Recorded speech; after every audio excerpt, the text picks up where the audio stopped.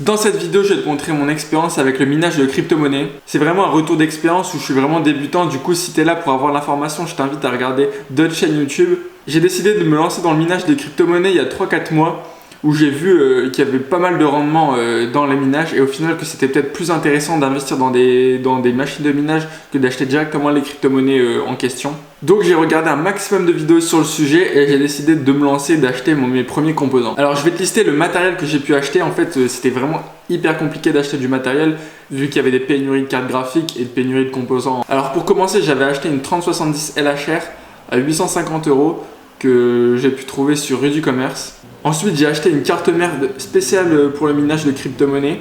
C'est une BTC 37 que j'ai acheté sur AliExpress. Alors, je l'ai acheté 144 €, mais il y a le processeur et la RAM. En fait, il y a déjà tout de mis dessus. Il y a juste l'alimentation et la carte graphique à brancher. Du coup, c'était assez simple. Du coup, je trouvais que c'était un bon investissement pour un débutant comme moi. Et ensuite, j'ai acheté une alimentation à 109 € aussi sur AliExpress. Je sais que c'était pas forcément ce qui est le plus recommandé vu que c'est des alimentations chinoises qui peuvent potentiellement prendre feu ou quoi.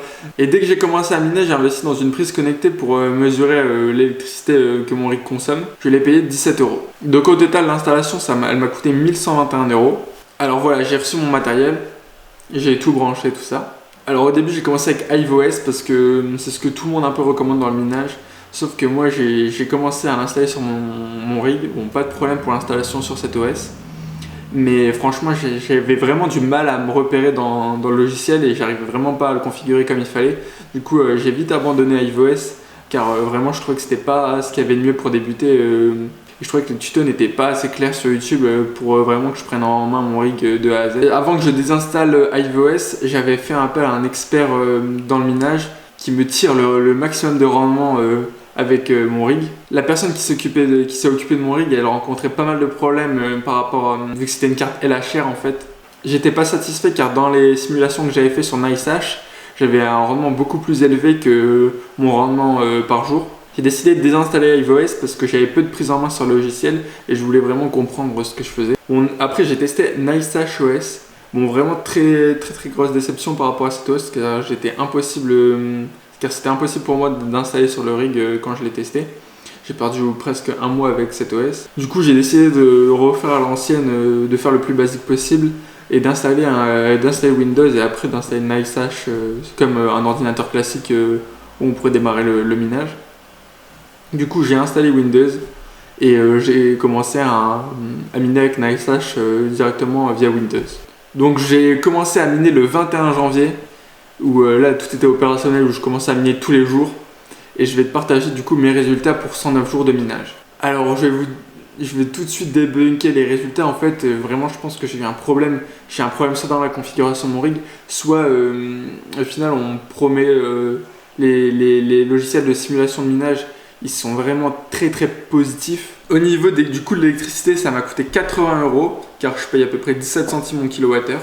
Et j'ai généré 121 € sur NiceHash à l'heure actuelle avec le cours du BTC. Du coup, j'ai fait un bénéfice de 40 € sur 109 jours, ce qui est très faible par rapport à les simulations que j'avais fait sur NiceHash. Car au final, 40 € sur NiceHash, même à l'heure actuelle avec les cours du BTC actuel alors qu'il a carrément chuté, je devrais générer 40 € de bénéfice. Du coup, voilà mon bilan de mon expérience de 3 mois de minage avec mon premier rig. Car au final, je devrais faire 40 € par mois alors que j'ai fait 40 € en 3 mois. Du coup, je sais pas si c'est en rapport avec mon installation ou si c'est vraiment que NiceHash est vraiment très positif dans les résultats. Bon voilà, du coup, je vous invite à vous renseigner un maximum car moi, apparemment, je me suis pas assez renseigné pour faire cet investissement. Du coup, si vous êtes expert dans le domaine, n'hésitez pas à m'aiguiller dans les commentaires sur ce que je peux améliorer pour le rig. Je vous ferai sûrement une update si j'arrive à améliorer mes résultats. Voilà, j'essaie d'être le plus transparent possible avec mes résultats. Je vous laisse commenter cette vidéo si vous avez des suggestions d'amélioration ou si vous avez une explication sur ces rendements. Je vous invite à regarder mes autres vidéos concernant les investissements. A très bientôt, c'était Roméo.